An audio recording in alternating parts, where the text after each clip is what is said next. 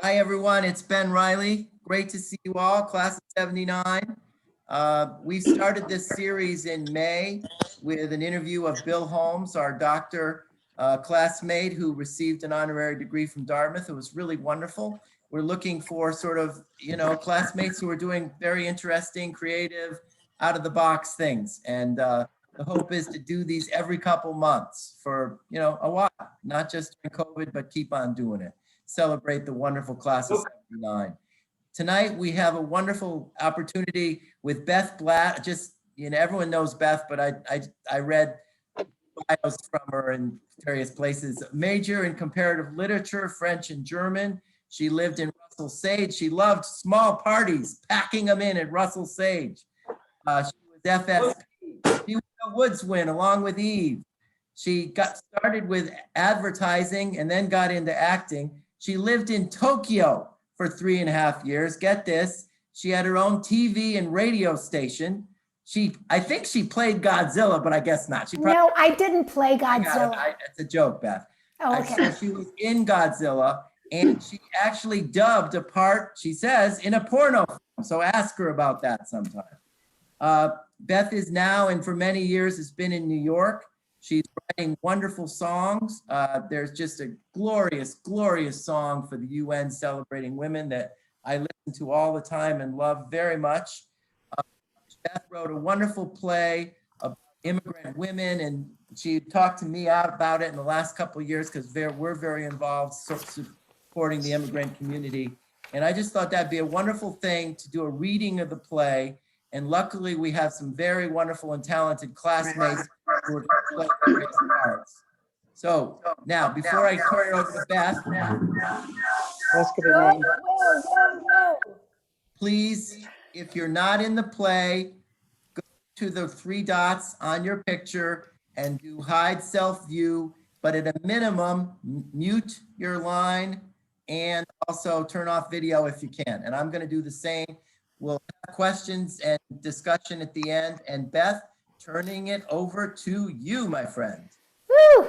Hello, everybody. Thank you so much for coming. And a big shout out to all our classmates who are taking part in this. Their first time acting for most of them. So I've done some typecasting, so I trust that they're going to be really fantastic. And I know they are. So as anybody, I'll ask a question, and you're not going to be able to show me because you're all hidden now, but most of you have probably never been to a play reading where you see a play read as opposed to acted out. And I would imagine very few of you have been to a Zoom play reading, which is another step away from reality. So let me tell you what you would have been seeing. So in real life, the play takes place in a real space. There are costumes to tell you who people are. There are actors who are doing accents to transport you to different places around the world. There's movement. In this play, there is a percussionist center stage who plays drums and percussion from different countries. So you can get a sense of, oh, this is the percussion that's associated with Rwanda. So he helps guide you where you are. We have none of that in this production. So I have stage directions, which Laurie Rosenfield will be reading, and that will tell you a little bit of what you might be seeing. So this is really heavy lifting for your imagination. Okay, so really try to use your mind's eye to picture what's going on. One of the major devices of the show is that it's a community theater presentation of this play to benefit the community and to help support refugees in that community. So the people in the show really aren't actors, they're people. And one of them is actually the refugee herself. So they have scripts. So when they are being the refugee women that they are assuming the role of, they will be reading their scripts. When they speak as themselves, which happens, they just speak like this, extemporaneously. So you understand the difference between the refugee woman and the woman playing her. Chances are you won't always get that in this, but just go along with it. I think you'll be able to understand what's going on.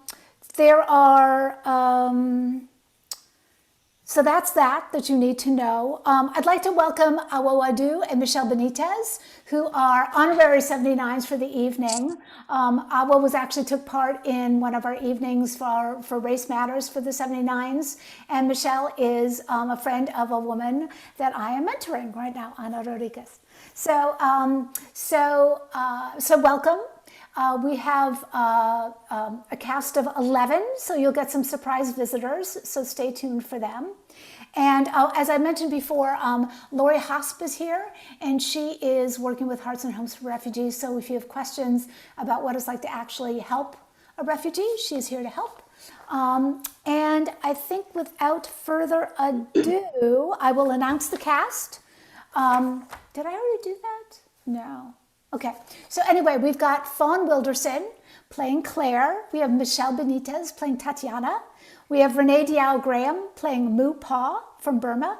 Judi Donnelly playing Amina from Syria. Awo Adu playing Isatu from the Gambia. Hoar playing Kay from Kazakhstan. And then we've got some audience members. We have Jag, played by Norm Richter. Mark, played by Paul Centenari. Susan, played by Custis Glover, and Cassie, played by Gina Barreca. I will play the writer, kind of typecasting. And Laurie Rosenfield will be doing stage directions. Now, I can't see Laurie, so hopefully you are there.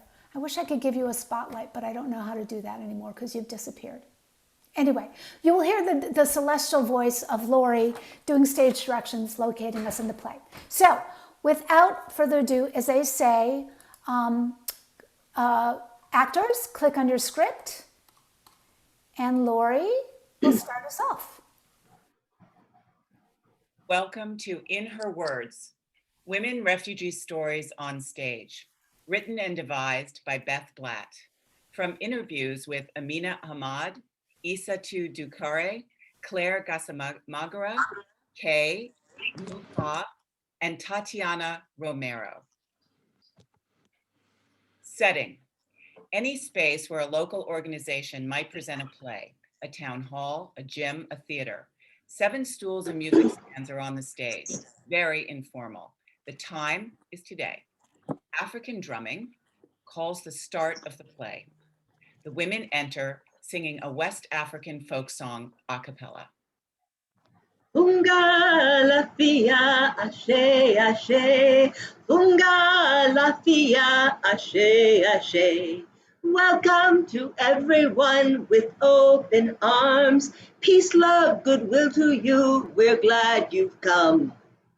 Women claim a stool and music stand. They introduce themselves by their real names, then add a costume piece or an accent to become the refugee women. Welcome. I'm Fawn Wilderson. I play Claire. I live in Detroit. Hi, I'm Michelle Benitez, and I'm Tatiana, and I live in Stamford, Connecticut.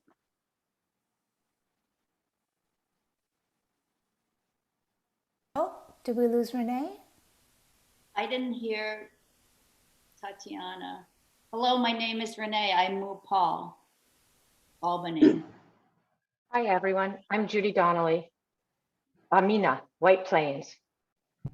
Hello, I'm Awo Adu. I play Issa too. I now live in the Bronx. And I'm Hoar. Just call me Kay. I live, I move around, like New Jersey, Brooklyn.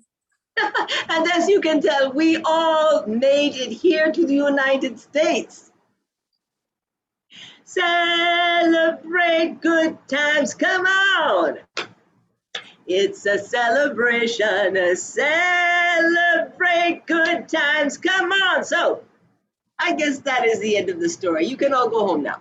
No, they can't. We have show. We practice. Joking. Oh.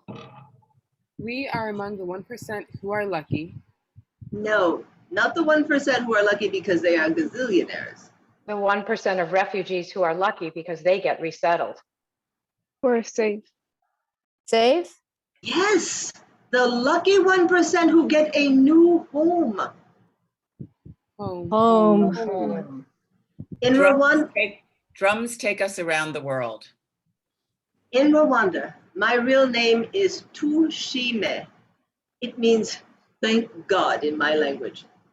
In my village in Burma, I take care of the children. I feed the animals. I am 19 years old. I live in Aleppo. My husband has mini market and I am home with the kids. It's a nice life. I'm from Kazakhstan. People are very close to each other. My father's family there are 8, my mother 7, 300, 500 people at a wedding. We treat our neighbors like older sister, brother, like someone you live with. I have HIV. When I am little, I always sick.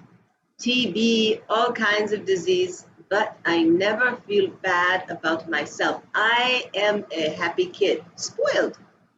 My father has guilt about the HIV, so he does everything to make me feel good. Writer interviews refugee women. So Tatiana, Tatiana?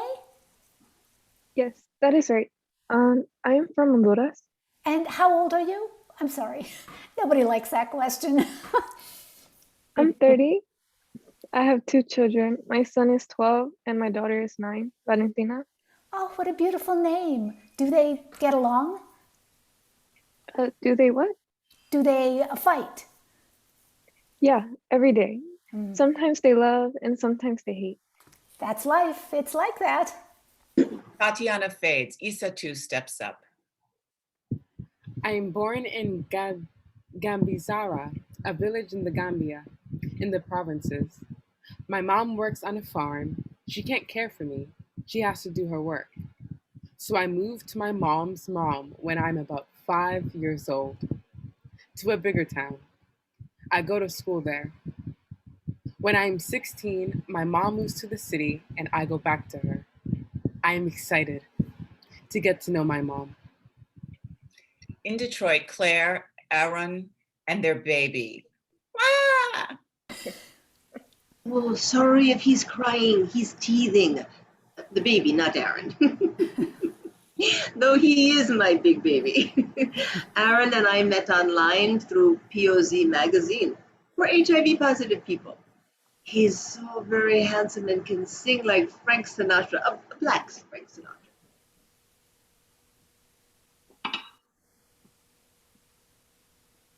A black Frank Sinatra. That's me. And that's why I fell in love with him. Yeah. Hey, can you take care of the baby? Can you take the baby?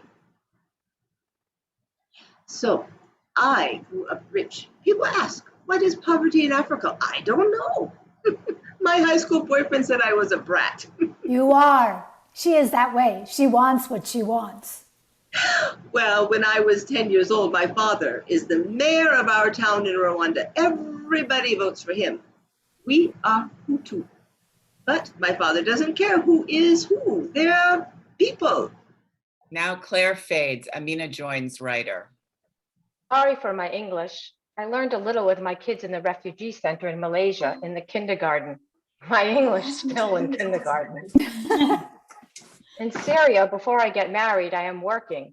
I build my life, independent, strong personality. I buy apartment, very hard to do.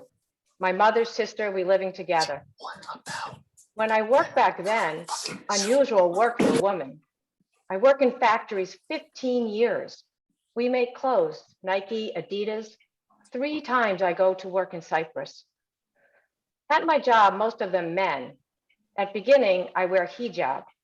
Take off hijab in Cyprus and never wear again. Never like it. In Syria, not a problem not to wear. In factory, I give this man work, fix this man's machine. You have to be strong with them, have to put some boundaries. Though I'm in pants and no hijab, doesn't mean I'm free and you can touch my hand and do whatever you want. My friend is saying. Amina's friend enters. No one will ever marry you. You've become a man. They fade. Tatiana and Kay step forward.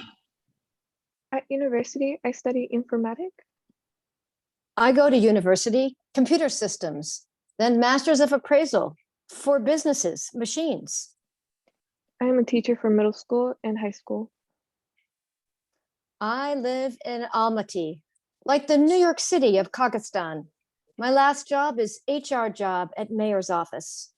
Life is good, but then in 1994, in Rwanda, the Hutus start killing the Tutsi. 1996, the Thai government has been protecting the Karen people, my people, from the Burmese military, but now it stops. 2012, it starts in Aleppo when Bashir Assad brings his forces around. When I go to live with my mom in the city, I realize my dad, how abusive he is to her. In my culture, men are very controlling when it comes to their wives. They own them. I have a lot of problems with the father of my daughter. Boyfriend enters, stares at Tatiana, threatening. I am so scared about him. He has other people rob me, make threats. He hires people, they scare me, say, "We know where you live." Many times the justice in Honduras is really bad, not good for the women.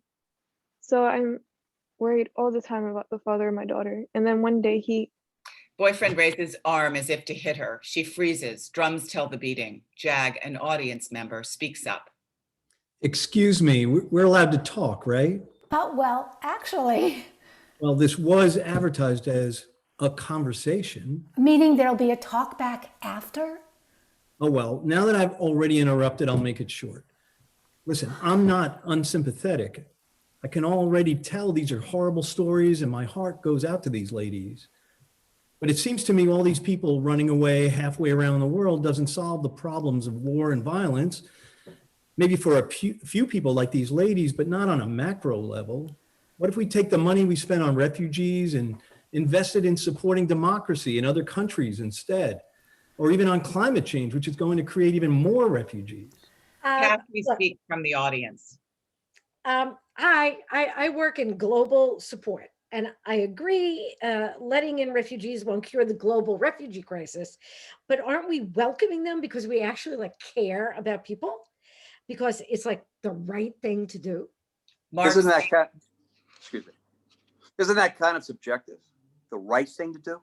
A great question, but can we hold this for the talkback? I gotta ask, why are they reading from their scripts? We haven't had much rehearsal, and we want to be sure to get it right. This is verbatim theater, meaning these are the exact words of the refugees themselves. So is this even a real play? I mean, I paid real money. Which goes to charities that support refugees like ours. This is a benefit, a community effort. So it's coming together very last minute using local women, some of whom have acted, some haven't. One refugee is even playing herself. Great. Amateur theater. Let's hope it's short. He sits. Drums take us to Burma. The conflict between the Burmese and Karen tribes is the longest civil war you've never heard of. 88% of the population of Myanmar, the name was changed from Burma over 30 years ago. 88% of the people are Buddhist. The Karen people are Christian, converted in the 19th century by Protestant missionaries from America. 1997, Burmese soldiers come to the Karen village where Mu Pa lives. Soldier enters, raises gun. Mu Pa cringes. He shoots her in the leg. She runs. Soldier fades. Everybody is afraid to go back to the village. Many people stay in the forest. They make sheds of banana leaves. There's not enough food, very little rice. Mupa holds bowl of rice. Burmese soldier enters, takes bowl, empties it on the ground. No! He goes. I hope you eat bad food, get diarrhea, and die. Huaxi Kwongo. Translation, dead dog. Mupa gives birth in the jungle. Drums tell the birth. Oh! Wah! Burmese soldier enters, hunting down the sound. Mupa clamps a hand over the baby's mouth. Soldier goes. We find a cave, stay there for a week. We keep trying to get home. My husband is a Karen soldier. He dies. For 2-3 days, I cannot eat. I can't poo or pee. We run and hide in the jungle for 4 years. They fade. Drums take us to Syria. I'm more Kurdish than Syrian. My village where I grow up is 20 houses. We never speak Arabic except at school. We Kurds, always second-class citizens. We don't look different, maybe different culture, but really no different. Why they have rights and I don't have. Why they want me forget my history, my language. They're afraid we will take part of Syria and go independent. The Kurds are the largest ethnic minority in Syria, as much as 10% of the population. They began to settle in Syria back in the 11th century, but many of them immigrated to the country in the 1920s. The government uses that as an excuse to claim they are not indigenous and to discriminate against them, harass them, kill them. It's 2012. When Bashar Assad brings his forces around Aleppo, we feel scary because we Kurdish. So my sister, they have this big shop, like a bazaar in a big neighborhood in Aleppo, Sheikh Maqsood. Most of this area is Kurdish. My nephew Enters. he runs the shop. And there is this Shabiha, Assad guard enters. guard with Bashar Assad. Any problem with Kurdish, he report to government, like a spy. Nephew eyes guard who walks through store, pockets one item, then 2, 3. Guard is taking anything he wants from my sister's shop. Finally, my nephew says, That's enough. This is my shop. It's not just money. It's a question of respect.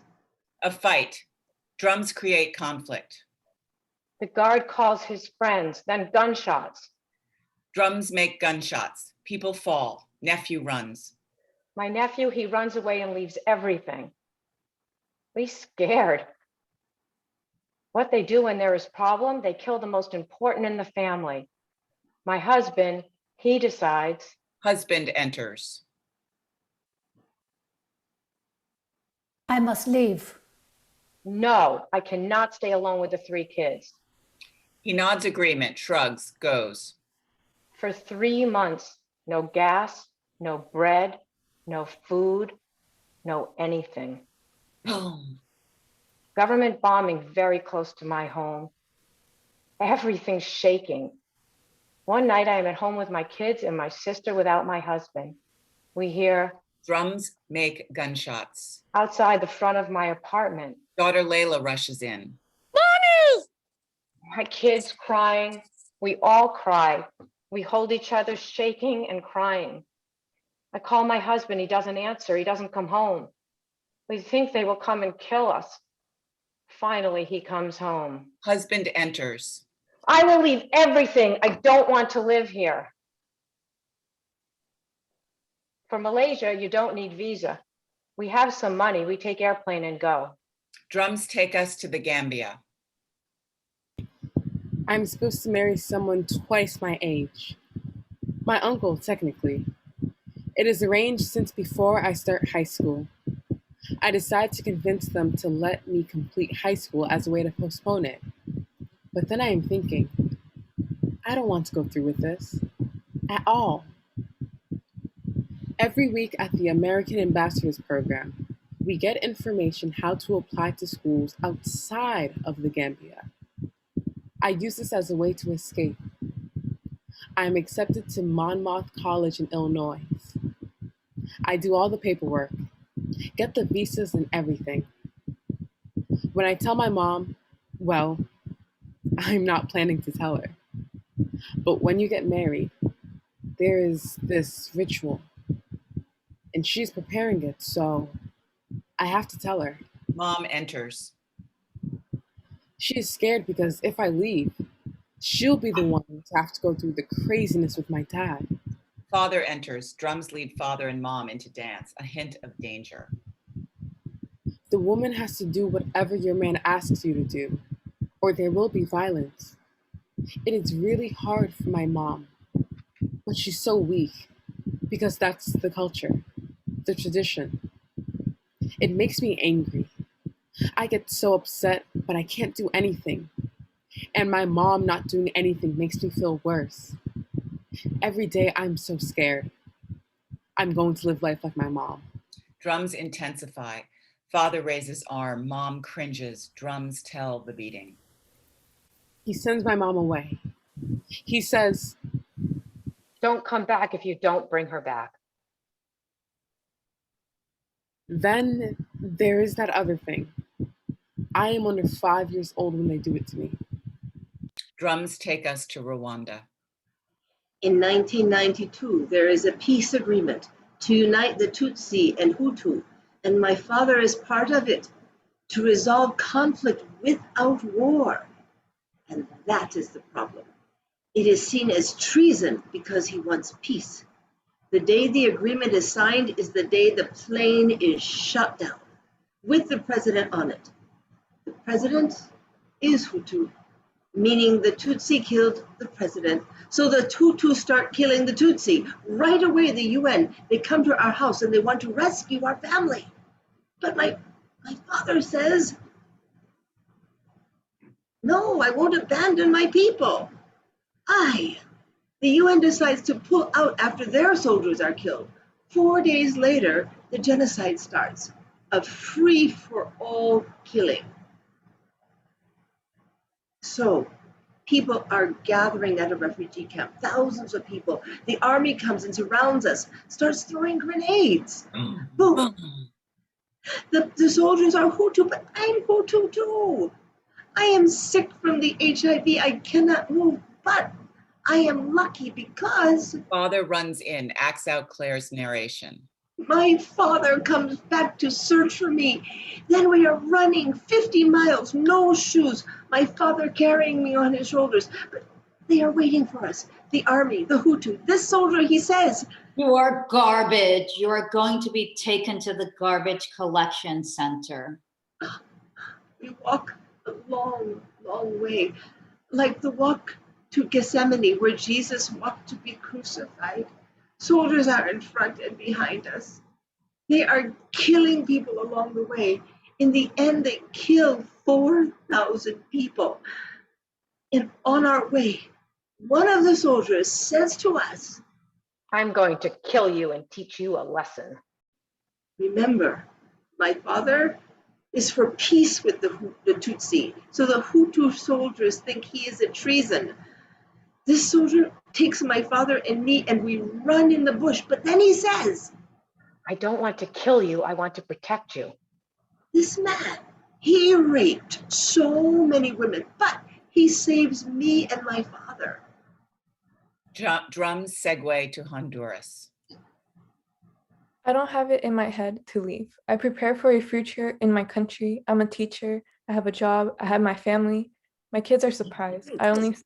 I say only, come with me to the beach. I know people. They go in the same directions as we want. El norte.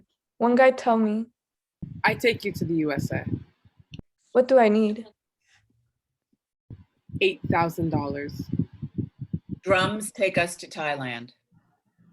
After 4 years in the jungle in Burma, we finally get to the refugee camp in Thailand. They give us food, but not enough. We eat bugs, ants, grasshoppers, anything that moves, we consider food. I have no husband, so I have no respect, no status. Burmese man enters with a stick. If you don't have a husband, whoever you stay with takes a long bamboo stick He and raises the stick. She cringes. Drums tell the beating. I am at the camp with my children for 12 years. Drums take us to Rwanda. The country is now taken over by the Tutsi. We go through hell. My father is tortured. Tutsi soldier shines flashlight in her eyes. They flash us in the middle of the night and remove my father's shirt, poking his belly. He's a big guy, 6'2", 6'3", 250 pounds, poking. Belly full of Tutsi. He ate Tutsi. Even now, I am scared of flashlights. My step-aunt, she is Tutsi. They come to her house. She hides with her baby in the ceiling. They kill her other 4 children. Then the soldiers see her up there, make her come down. They beat the baby till it is dead, and throw the body back in her arms. Oh, we've done enough. We'll be back later. When the drums change, people follow the drums or they leave. Drums are the authority. Drums, then silence. Kay, page 20. Kay, are you okay? Yeah, okay. So, what is it like in Kazakhstan? In Kazakhstan, you have to hide your sexuality. Sorry. It's okay. Let me. In Guatemala, we take a bus, open boat like this. She shows a picture on her phone. In Mexico, it's the most hard part. You have the police, federales, y pandillas, gangs. They're looking for you. We get in the minivan. They take out the seats in the back so it holds more people, but nowhere to sit. We go in this car for almost 2 days through the Sierra. There's no road. You can fall off into nothing. The road is hell. I saved this picture. Shows another picture. My kids think it's an adventure. My face is all-time smile, but my mind and heart all the time are, what are you doing? But I never think about going back. When you are a mother, you only think about what is better for your kids, for the future. The future, right, Kay? Right. I think I am okay now. Back home in Kazakhstan, they find out I'm bisexual. My director, my boss says, I got a call. From who? You have to leave your job. In my country, you need a protector. I have no one to protect me. Listen, I can keep you in another job, a smaller job, but at least you can keep your salary. He goes. Then I am sick. I ask for sick leave so I can get surgery to have cysts removed.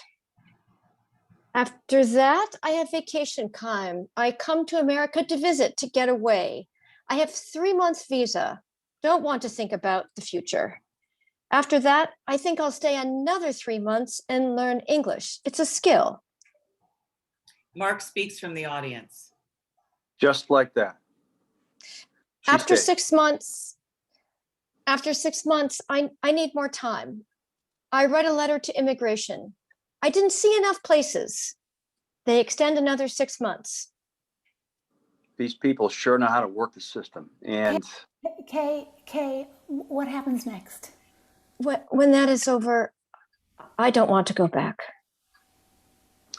coming over on a tourist visa and then not going back, that's illegal.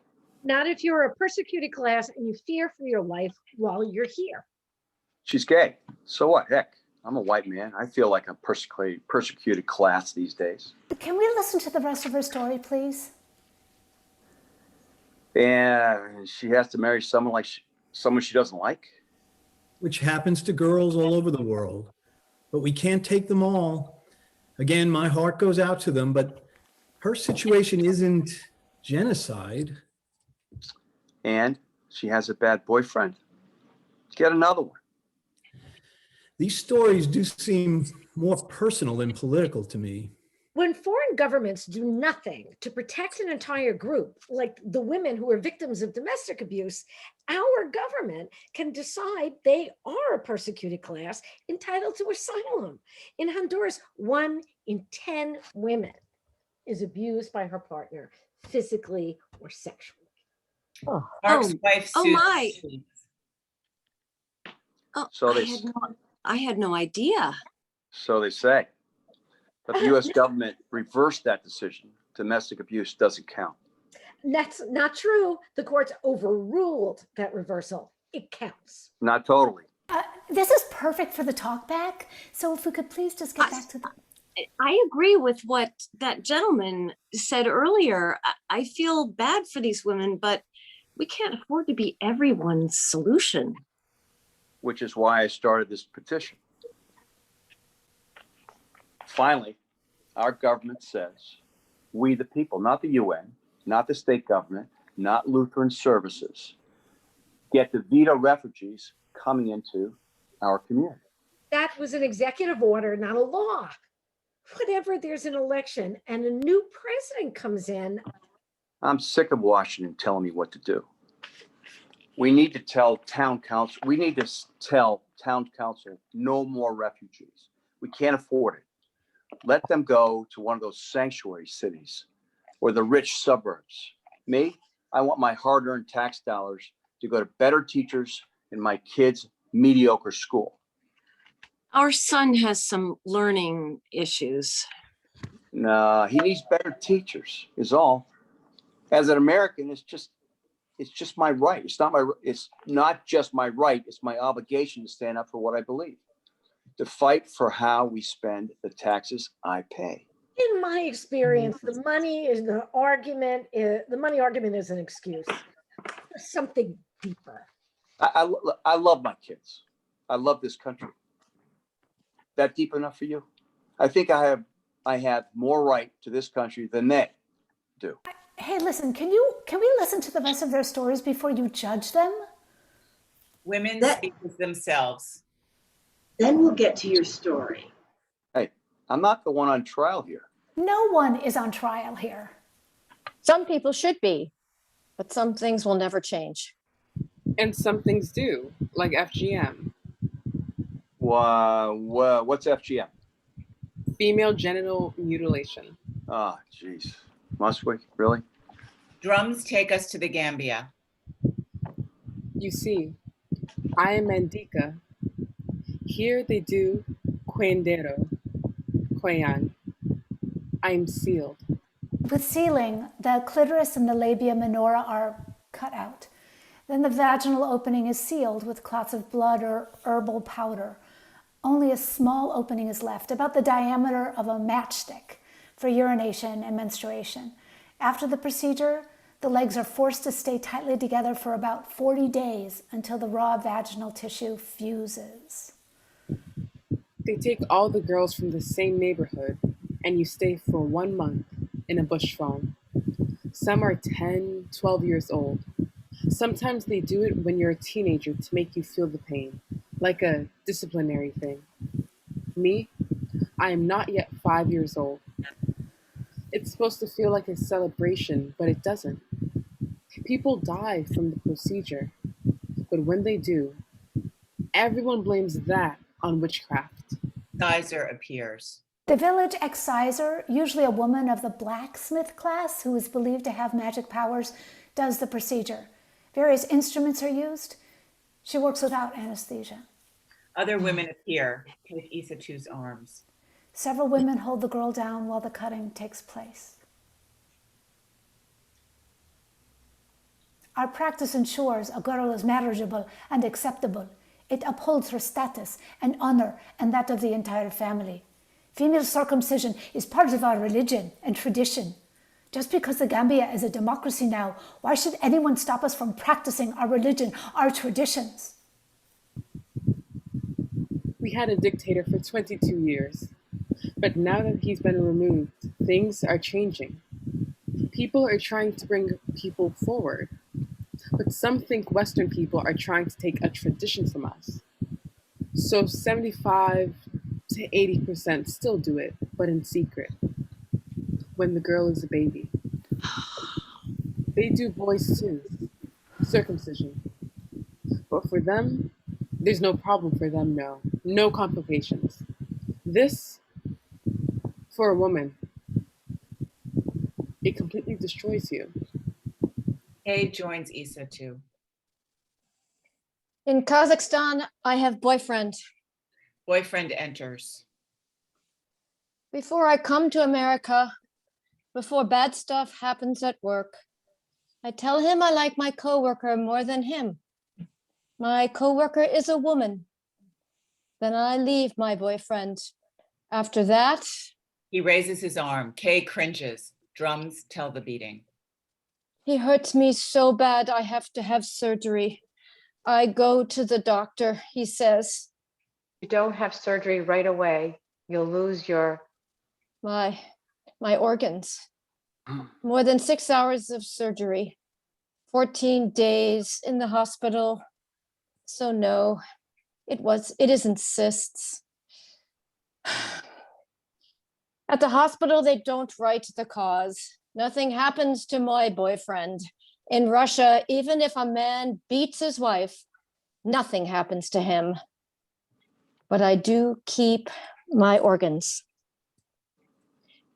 If you are gay in Kazakhstan, the people point at you, shout, hit you, beat you. The police won't help. In fact, they video you at the police station all beat up and send it out. They think it's funny. Mom enters. My mom knows, but she doesn't do anything because it is shame for them. Father enters, stares at mom as Isatu's father did. Maybe she is afraid of my father.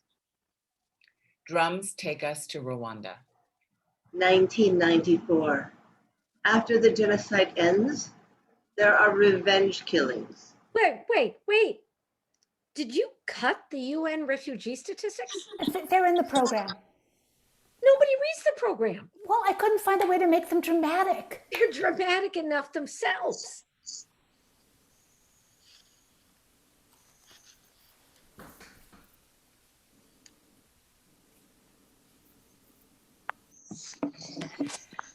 You know, Because you make sure they're dramatic, I bet. The worse the figures, the better, so everyone can keep their job. But don't you think that there are people who are honest and honestly want to do good in the world? Do you? You're looking at one. It's all right. It's the UN. They're pretty impartial. I'll accept their statistics, but I bet they're boring as hell. that's why I cut them. We can make them dramatic. Women nerves. Oh my, Okay. me. Please reinstate pages 29 and 30. Let's pick it up at the 1951 Geneva Convention. First defined a refugee, their rights and obligations. The U.S. Refugee Act of 1980 said a refugee is A person forced to flee their home country to escape war. Violence. Or persecution. There are 5 categories of persecution. Race, religion, Nationality. Those who hold a certain political opinion. Or those who are members of a particular social group. such as victims of domestic violence, which was added in 2014. Hallelujah. Hallelujah.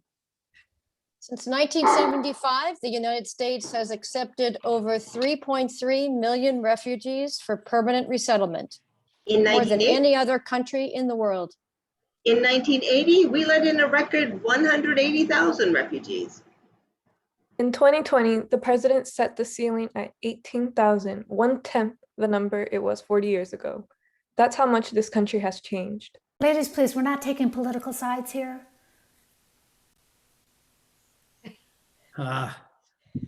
There are currently 24.5 million refugees worldwide, the most refugees on the planet ever. More than that now. Well, I know, but the minute I write something, it's out of date. I can't tell you how frustrating it is. 24 million refugees worldwide, and we took in 18,000, the richest country in the world. Not boring. Drums take us to Rwanda. In 1994, after the genocide ends, there are revenge killings. Since the Hutu killed the Tutsi, after the Tutsi killed our president, now Tutsi soldiers and the cadres, intelligence people, start to kill the Hutu. They kill 8 million Hutu. Now that is a story that is not told. Eventually, Rwanda becomes stable. My father becomes a member of parliament, but they start saying all kinds of stuff against him, things that are not true, until they put him on house arrest. They restrict his medical care. He dies of AIDS. We are left alone.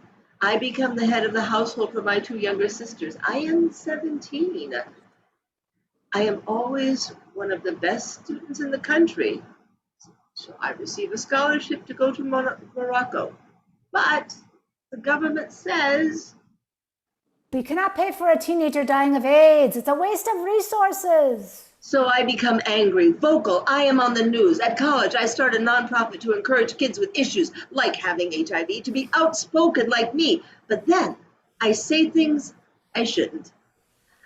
I can't tell you what. So I have to get out of Rwanda. Drums take us to Mexico. After the bus ride through hell in Mexico, we get to Monterrey. Then, you know that truck for Walmart, the freezer? We take that from Monterrey to Mexico City. You can't see anything, not night or day, really cold, 200 people, no water, no bathroom, 48 hours. Finally, we get to the river to cross. 3 or 4 guys are standing in the river. They are laughing. I think they are smoking something. They throw me in a tube. I put my 2 children in my lap, another 12-year-old boy holding onto my feet, and the hand of another woman. We go to the middle of the river and something pushes me in the back. Ah! Alligator! Take it easy. Don't worry about it. Alligator. My mind is blank. I only want to go to the other side of the river. So you could break the law? Again, this is not breaking. This is not illegal to cross the border at any point to seek asylum. You can even stow away on a ship using a false passport. If you're doing it to seek safety, you're not breaking the law. If you fear persecution and the court determines that the fear is well-grounded, you're an asylee. Not a refugee? No, you're a refugee if you get your status before you get here. If you're already in the country when your status is determined or to port of entry, you're an asylee. It's a largely administrative, but Can we just undo the play? I'm only trying to help. Sorry. No, I'm sorry. Jeez, women. Drums take us to Malaysia. When we get to Kuala Lumpur, we sign up for an interview with the UNHCR. The UNHCR has an office in just about every crossing border area. Cassie, thanks, but shh. At the beginning, everything is good. We have enough money. We have an apartment. My husband rents a place downtown to sell kebab sandwiches. Very expensive rent. Husband appears. $1,000 a month. He shrugs sheepishly, goes. Then Ramadan starts and people fast. After 4 months, we lose all the money. I have money in Syria with my brother, but he cannot go downtown, where is the Western Union. They see you leave the neighborhood, they shoot you. In Malaysia, we cannot work, cannot go to hospital. Kids cannot go to school. That's true in most of those countries, the countries where refugees land first. Say, Cassie, shh. I'm scared to go outside the apartment, go shopping even. I don't know English. It's not my country, not my people. I've been outside Syria before, but this is different. If I'm alone, I could be okay. But it's hard with the family. I'm scared about my kids.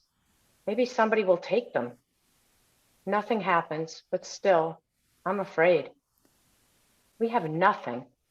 No food, no money. We have to give up our apartment.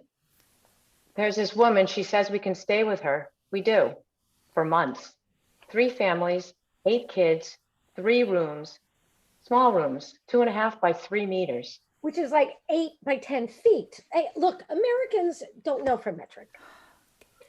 After 2 to 3 months, we get an appointment with UNHCR, and then we wait. Wait a minute, you're skipping the vetting process too? The play can't be 3 hours long. You keep saying it's their play. We have to make people understand the hoops, the hassles, the hardships. Fine, fine. If everyone starts snoring, it's on you. The interview Turns on her laser focus.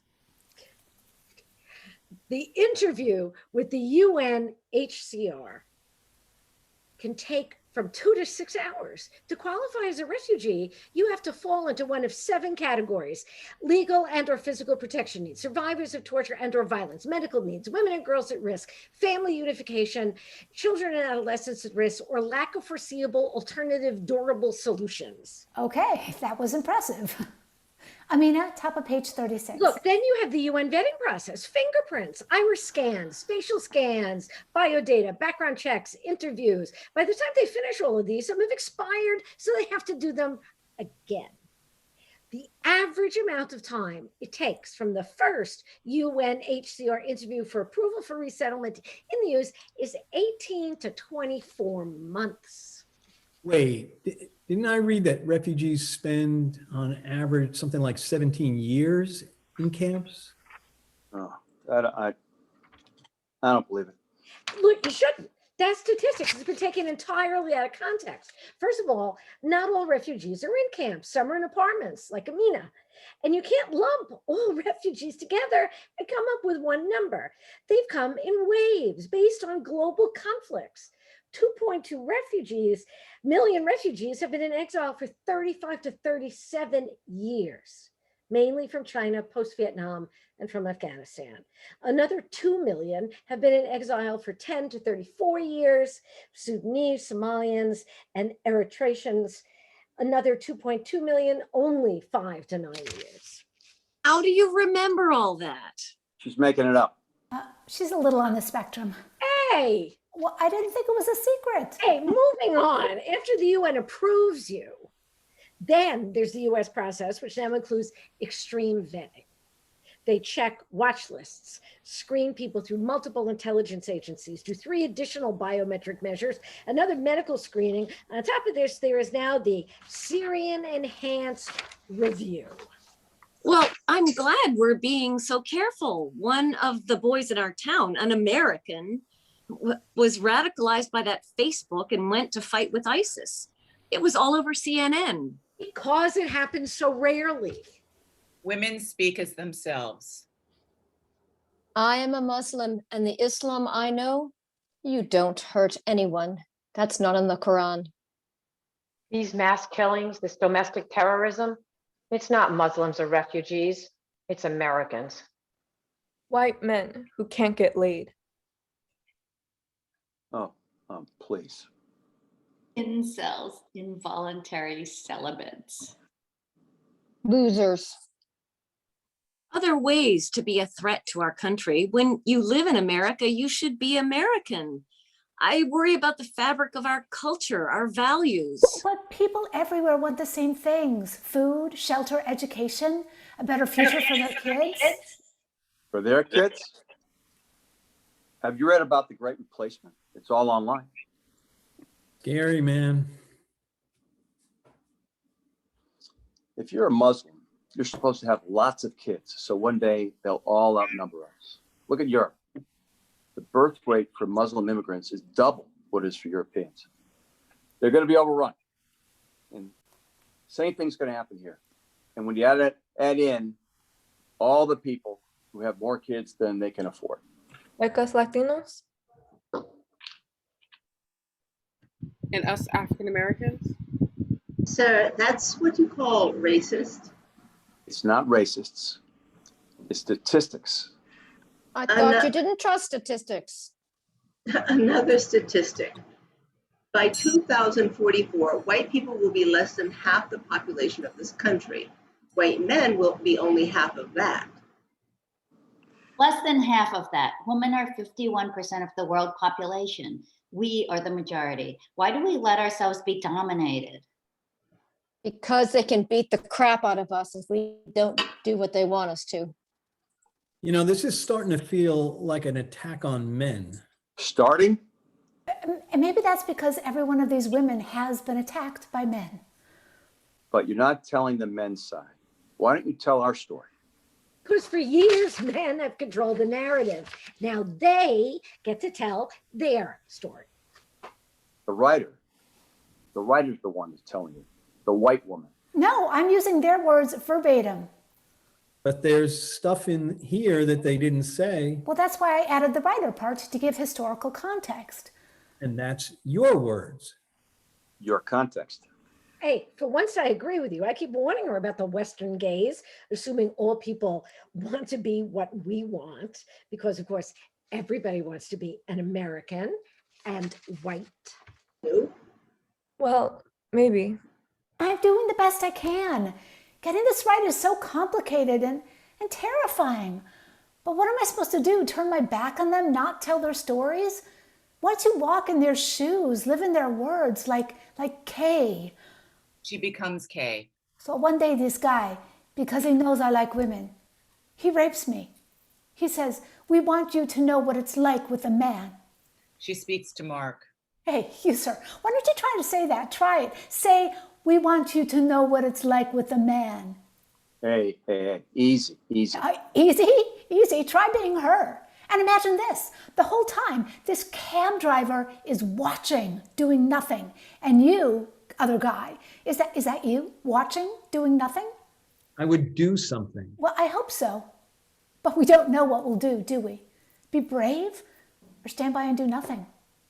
Oh, I feel so useless, so powerless. I write checks. I write plays. I go to Washington, D.C. and hang with my friends for the fabulous Women's March. What good does any of it do? A lot. Telling stories, funding this work. You know, Cassie, you do the real work, you and the volunteers. You pick up refugees at the airport. You take them to the dentist for the endless root canals. Apparently, refugees' teeth are terrible. To the grocery store, their driver's test. That's the work. And me, I'm so deeply, embarrassingly uncomfortable with them because they're different. So I keep my distance. I write plays.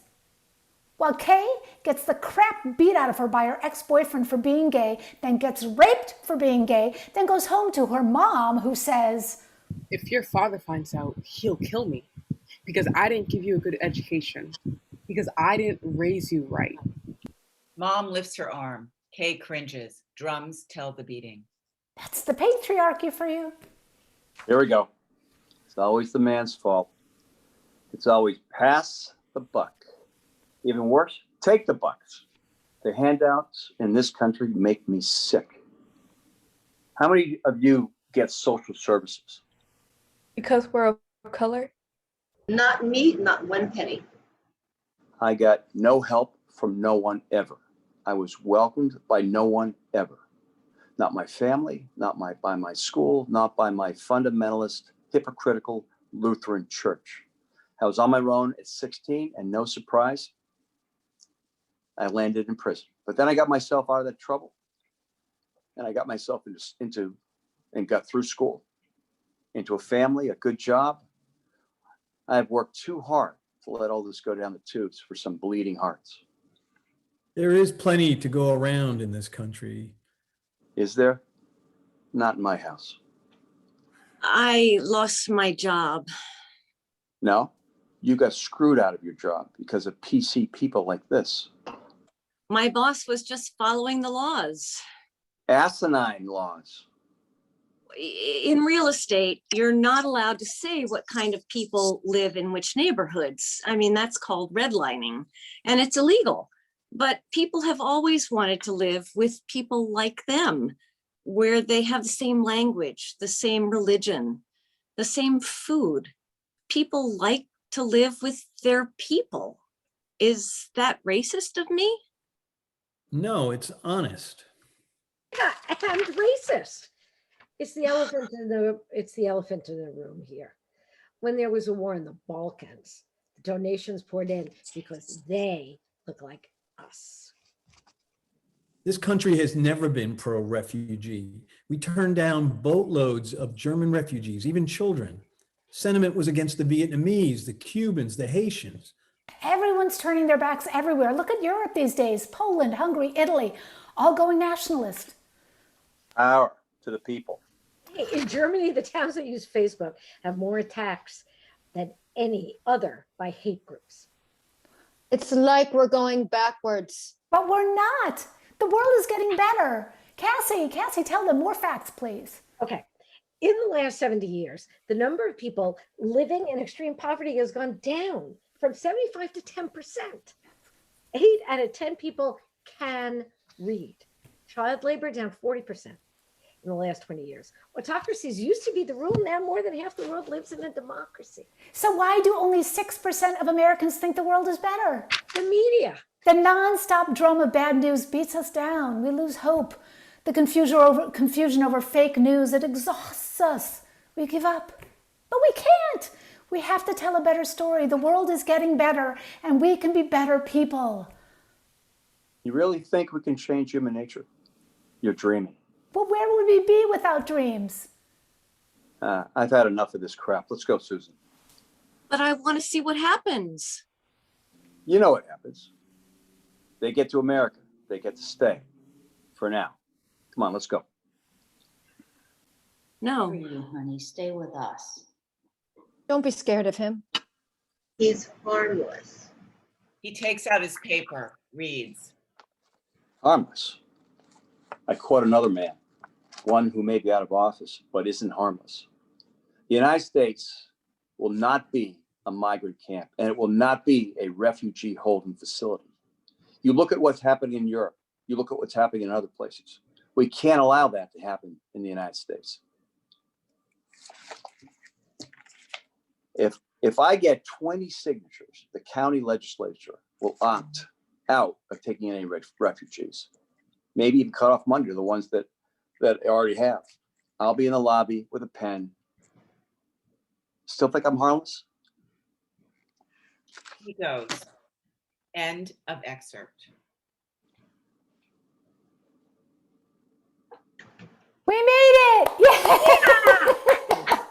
Well done, Beth. Good job, Well Beth. done, everybody. No, well done, everybody, you guys. Whee! Yeah, Good job, Beth. yeah. Great Nice work. job, everybody. Yes, That you was guys. deep. Very impressive. It's so hard to do something with no preparation, and it's hard to do when you're like in your own script and feel like you're in a vacuum and you can't see the other people. And I mean, I'm so grateful for all Hey, of you. you Yeah. Beth, next time around, can I not be the dickhead? No, you're too good at honey. it. Oh, honey, it's okay. Hi, Kathy. But you get Custis for your husband. It was wonderfully done by everyone in such a moving Yeah. way. Gosh. Yeah, that took in a whole lot of information and a lot of perspectives. That was really well done, Beth. Yeah, Thanks. excellent. Congratulations. Yeah. You know, it's always tricky because, you know, you want to, I want to tell the facts because the facts are the story as well. But, you know, you've got to find a way to make them dramatic. You know, that's why I kind of made a joke of the fact that it's not dramatic, you know, because that's the thing you go through as a writer all the time. It's not dramatic. How do you make it dramatic? And I wanted to be able to find a way to make it a conversation in real time. So the first couple of drafts were just the refugee women. And then I said, you know, what if I can make these composite characters who are based on real Americans and put them in the room so that there'll actually be a conversation? Because my goal is, you know, not just preaching to the choir, not just talking to people who already want refugees to come into the country, but people who don't. Because honestly, some of the things that these people say, I bet a lot of us can react to a couple of them and go, he's got a point. Like, do I want the money to go to my schools as opposed to English lessons for these other people? You know, I think they've got some valid points, and you want to move the dial, right? Yeah. You know, Beth playing Mark's wife, it made me really uncomfortable reading some of the lines because, yeah, I think what you're saying is absolutely true. It does help to have someone voicing things that maybe you're uncomfortable saying and start another sort of tangent in the dialogue. Yeah. I thought that was a great device to have the audience interjecting. At first, when I read it, I thought it wasn't gonna, I was wondering if it was gonna work, but it really added energy and immediacy to the story. Yeah, and it's really, you know, it's a little bit willing with suspension of disbelief, right? That, you know, that, oh, really, these guys are really gonna stand up, and then you just kind of let it go, so. Yeah. You know. I wondered if the people who weren't in the play, like Nan and Mitch and Nancy and Colleen, Carol, you have questions? Why don't you say how you reacted to it and what you thought, and turn your video on if you can. And any of you, just speak up. Just want to let you know we can't turn our video on because the host turned it off. Oops. Well, Mitch was able to, but if that was Carol, I'll try to turn it on for you. But I don't seem to have it. Ask to start video. But anyway, Mitch, go ahead. I thought it was very well done, and I really liked having all the different perspectives about refugees coming into the country and things, because, and I think it created a dialogue, which in many cases, what I see happening all over is that nobody wants to really talk about it. Everybody just wants to have their own opinion, and that's the only opinion that exists. And so I thought you did a great job of kind of having people interact and discuss these things. And not that there was a right answer anywhere, but that there was discussion about it. And I really enjoyed that. Good, thank you. Thank you. Does anybody have any questions? I mean, if Laurie is here from a refugee support organization, if you have any specific questions, you know, don't grill her on the updated facts. I mean, the situation changes all the time. It's so true. I had to keep changing all the, you know, hopefully we're on a slightly better path with allowing refugees into the country.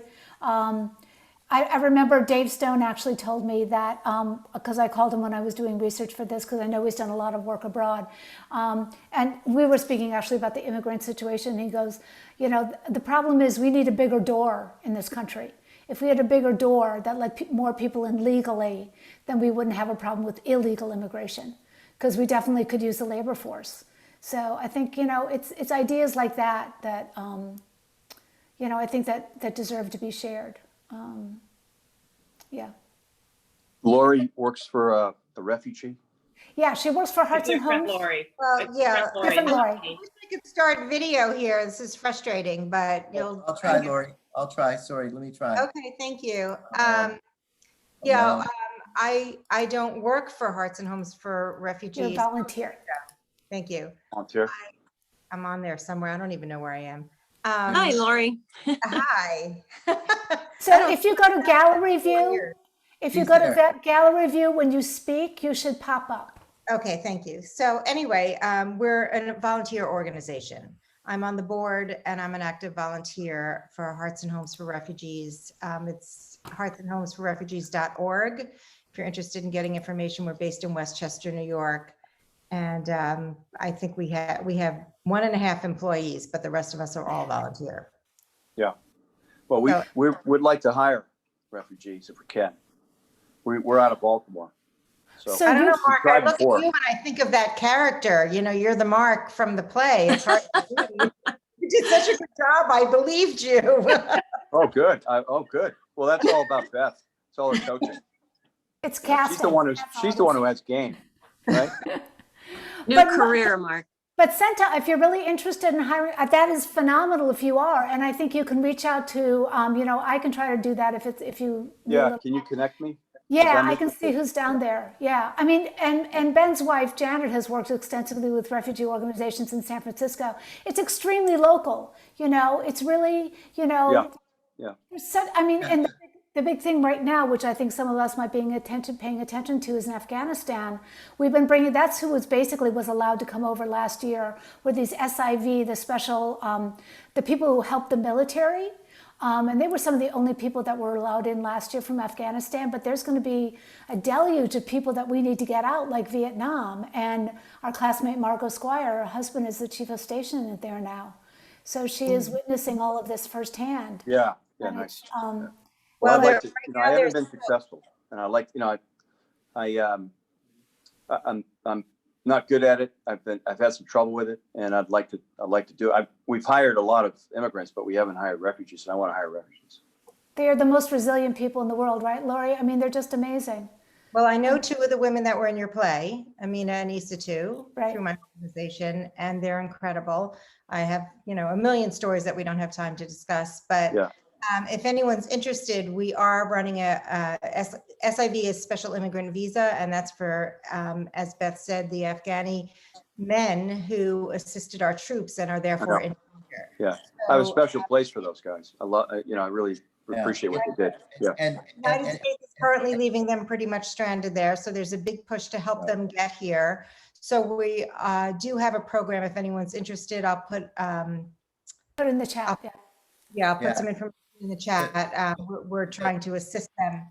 The biggest organization in the country really is Jewish Community Services. So if you contact your local Jewish Community Services, they're handling the most immigrants right now, refugees. And then the Catholic charities were, but when Trump cut it, Catholic charities basically stopped their programs, and Jewish community is running them both. So yeah, and they're, I had the incredible experience of walking an Afghan family to school on their very first day. It was pretty cool. So it's a meaningful thing to work with. Ben, do you have any, you have contacts with the Jewish community? Yeah, we have them out here because that's what our families are from, but I don't have. Santa, I'll do a little research for you, okay?